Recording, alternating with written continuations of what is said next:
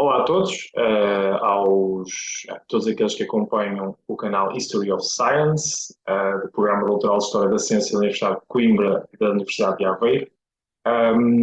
Depois de uma primeira participação, aceitei o desafio para voltar a falar novamente dos temas que me têm ocupado nos últimos anos, e um deles, de facto, a história dos ofícios médicos, a história das práticas de cura em Portugal, na Idade Média, no final da Idade Média,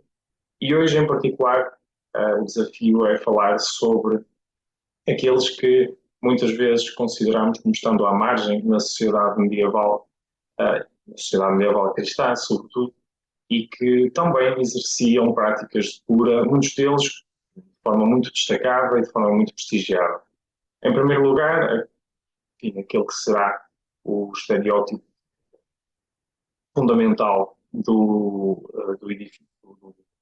indivíduo marginalizado pela lei ou pela sociedade, mas não necessariamente pelo cotidiano. E falámos das comunidades judaicas, que eram numerosas na Europa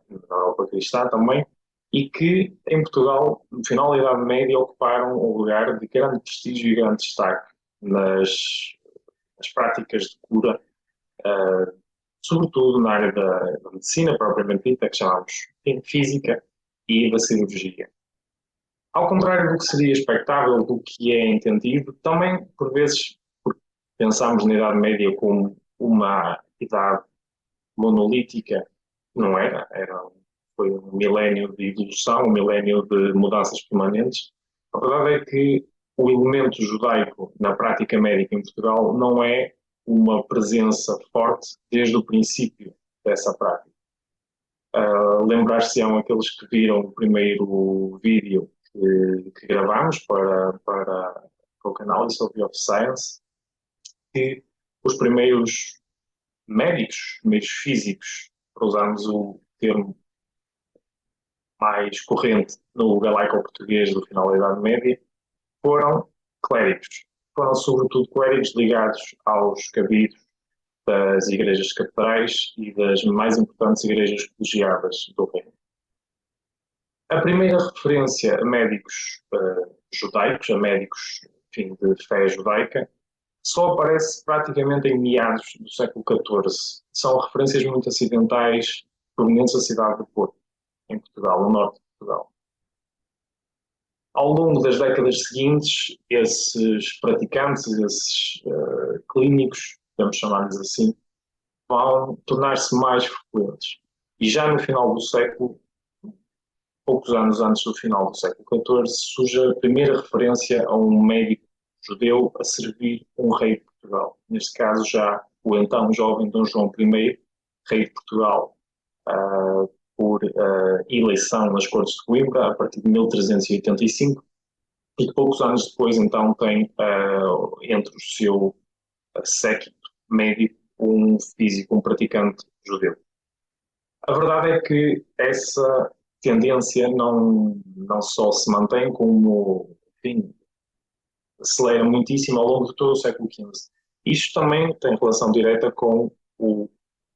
o que se passa fora de Portugal. A comunidade judaica portuguesa cresce muitíssimo ao longo do século XV e isso também tem uma relação direta com as perseguições que são alvo das comunidades judaicas, em primeiro lugar no sul de França, onde tanto no território dominado diretamente pelo rei de França, Filipe o Belo, desde o início do século XIV, neste caso, mas também noutros territórios onde o domínio direito do rei de França era limitado, como na Provença, há registro e há expulsões e perseguições de judeus logo a partir do início do século XIV. Isso vai provocar uma lenta migração, mas muito significativa, em direção ao Ocidente, em direção à Península Ibérica. E o que acontece no final do século XIV, sobretudo há um ano fundamental, 1391, há assaltos às judiarias, há pogroms muito violentos um pouco por toda a Península Ibérica, exceto em Portugal.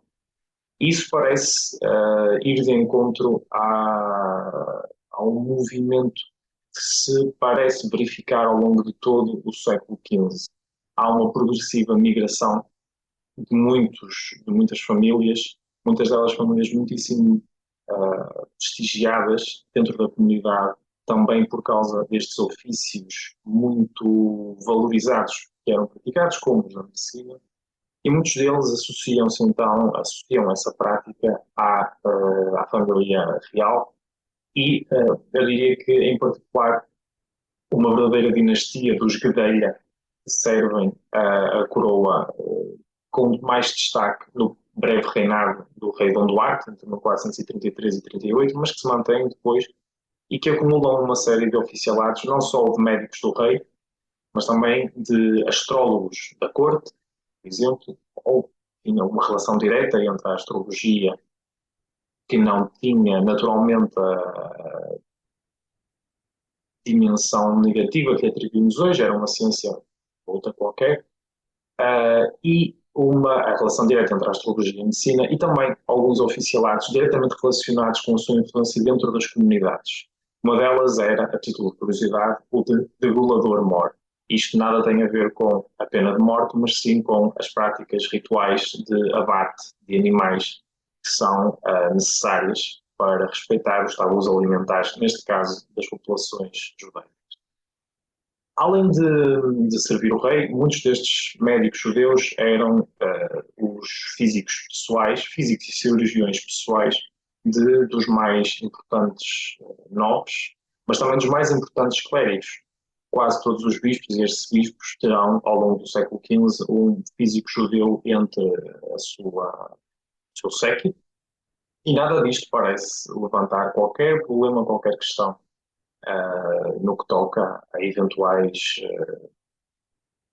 desconfortos por causa da diferença da religião. A verdade é que a lei, as práticas revelam que há uma tensão aqui e lá, mas nestas circunstâncias fala mais alto a capacidade de saber destes homens, aquilo que eles podem oferecer e a assistência que podem prestar, do que propriamente as diferenças das práticas religiosas, da teologia ou das visões sobre o divino. É verdade que, com a expulsão dos judeus dos reinos das coroas de Castela e Aragão dos reis católicos em 1492, dá-se um último êxodo massivo. Os números nunca são exatos para estas épocas, mas fala-se de dezenas de milhares, talvez centenas de milhares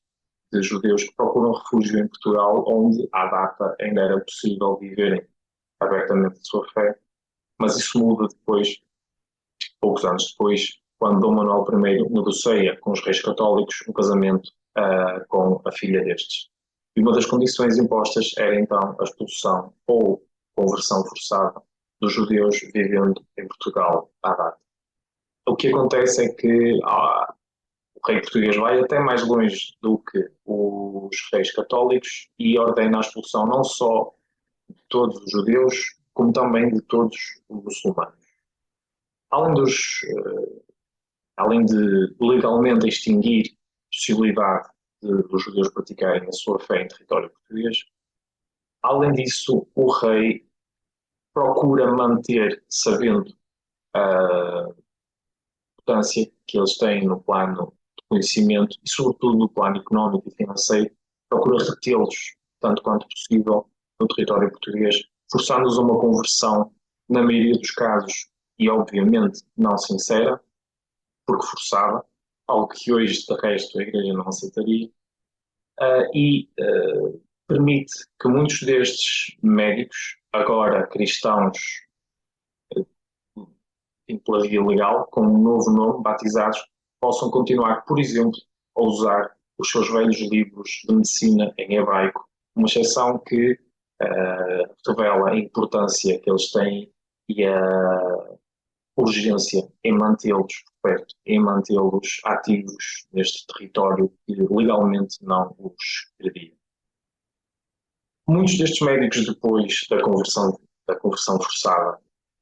podem, pela primeira vez, devido ao seu estatuto legal de cristãos, ainda que cristãos novos, aceder às universidades. Isso faz com que, antes do estabelecimento da Inquisição em Portugal, que só se dá já na década de 1530, haja toda uma geração completa de verdadeiros cripto-judeus, ou seja, cristãos novos legalmente, mas que não eram importunados por manter a sua fé em privado, que puderam então cruzar-se, puderam manter as suas profissões, manter a sua fé em segredo e aceder a diversos lugares, a diversas posições, a diversos cargos, a diversas instituições às quais antes não podiam fazer. Claro que com o estabelecimento da Inquisição as coisas mudam muito de figura e as perseguições passam a ser parte do cotidiano. Muitos destes homens acabam por simplesmente por emigrar para áreas onde as perseguições não eram o cotidiano,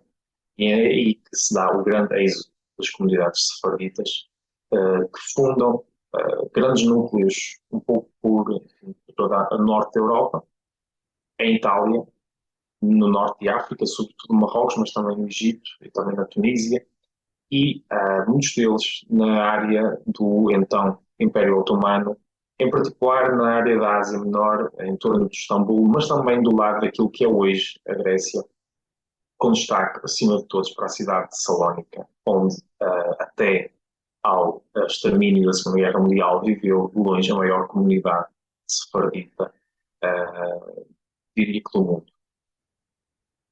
Além dos judeus, há outros grupos que nós entendemos ou imaginamos como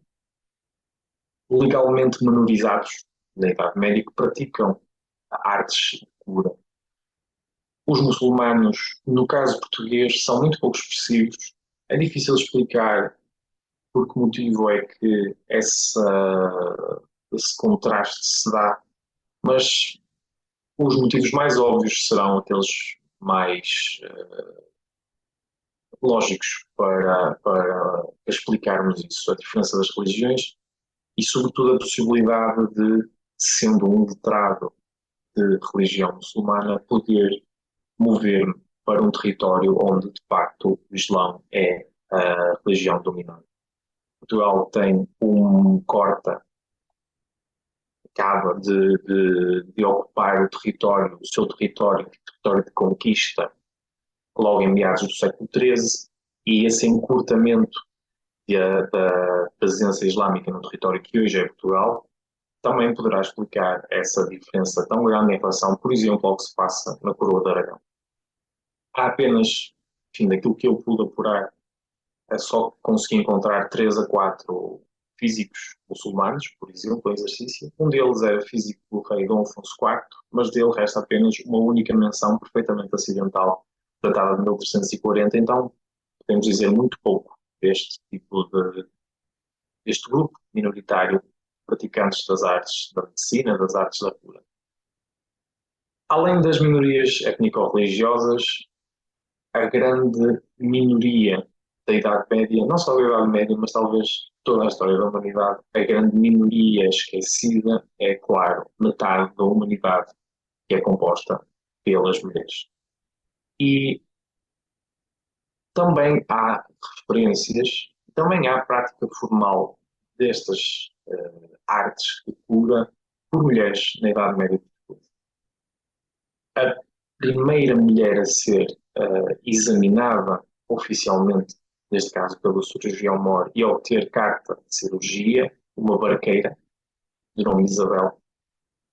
falo em meados do século XV, e a pedido do município onde ela vivia. No século XV não há mais registros deste tipo, mas eles multiplicam-se no século XVI. Mais do que os testemunhos diretos, nós sabemos que era possível isso, porque desde o início a legislação contemplava essa possibilidade. Na renovação, em 1392, por exemplo, é feita pelo rei Dom João I a obrigação de que todos aqueles que quisessem exercer física, boticária, ou seja, uma protofarmácia, cirurgia, todos eles deveriam submeter-se ao exame pelo físico do rei, nomeado para esse efeito, e só depois poderiam exercer com a devida licença. Nessa lei, nessa renovação de 1392, é dito explicitamente que todos aqueles cristãos, judeus e mouros, homens ou mulheres, deveriam ser submetidos ao exame. E se eles são mencionados, quer dizer que essa possibilidade era contemplada e perfeitamente aceita no contexto do cotidiano português já no final do século XIV, muito certamente ao longo de todo o século. A habilidade, o conhecimento, a acumulação de experiência justifica muitas vezes a promoção de um indivíduo que julgaríamos dificilmente capacitado do ponto de vista legal, do ponto de vista da aceitação social, ou capacitado para alcançar esta licença ou para alcançar esta prática num contexto legal. A verdade é que muitas das vezes isso aconteceu. Isso aconteceu porque a utilidade dos seus conhecimentos, a utilidade das suas capacidades